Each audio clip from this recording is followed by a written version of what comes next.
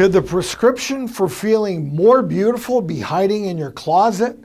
Well, the dress doctor, fashion psychologist Dawnn Karen joins us to break down the science behind dressing to improve your mood. And joining me to discuss this trend is dermatologist and friend of the show, my colleague, my dermatologist, Dr. SONIA BATRA. Welcome to the show.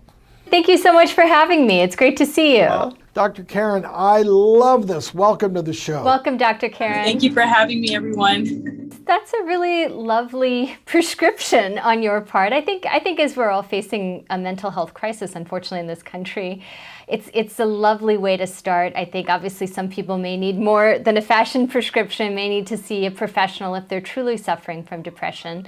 But I love that tip. And I also understand, Dr. Karen, you have a 3-day rule for pajamas. Tell us about that. Yeah, so this 3-day rule, I tell my clients, I tell my students, don't stay in your pajamas longer than 3 days, simply because pajamas are associated with a calmer mood.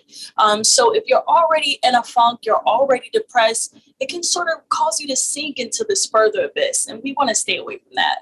Well, I guess it depends on the pajamas, Karen, because not all pajamas are created equal. So, all right, Dr. Karen, can you explain your concept of mindful mornings and styling from the inside out?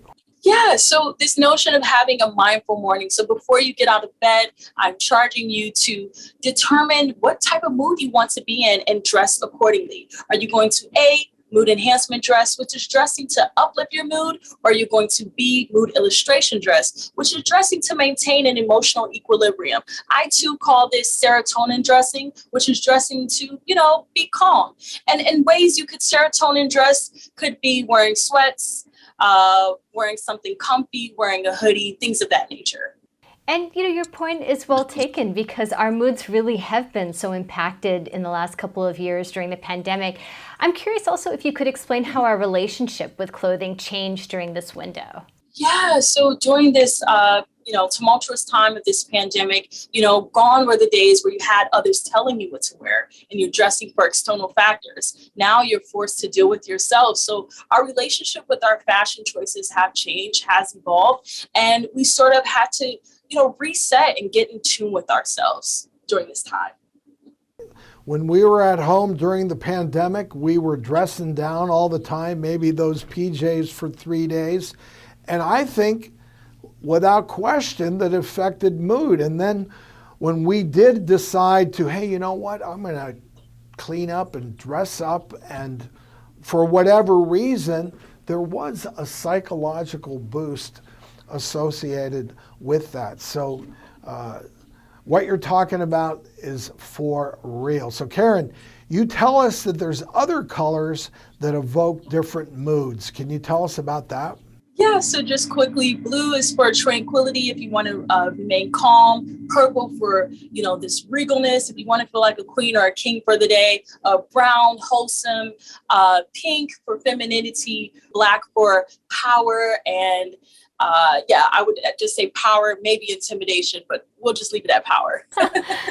Well, Dr. Karen, you also say that wearing bright colors near the face can make you feel more attractive, correct? Yeah, so, if you're on these Zoom calls all day, every day, you can kind of get into this Zoom fatigue. So you want to wear, brighter colors near the face to, boost your confidence, and even it can help with attractiveness as well.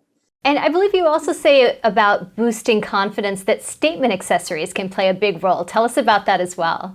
Yeah, so if you're feeling nervous, say if you're on a job interview or again, you're having a meeting, if you're feeling nervous, wearing, something such as like a bracelet, some type of focal accessory can sort of ground you and calm your nerves down during those type of calls. All right, listen, while I have you, Dr. Karen, is this blue working for me?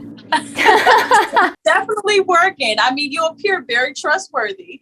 I love this fashion psychology.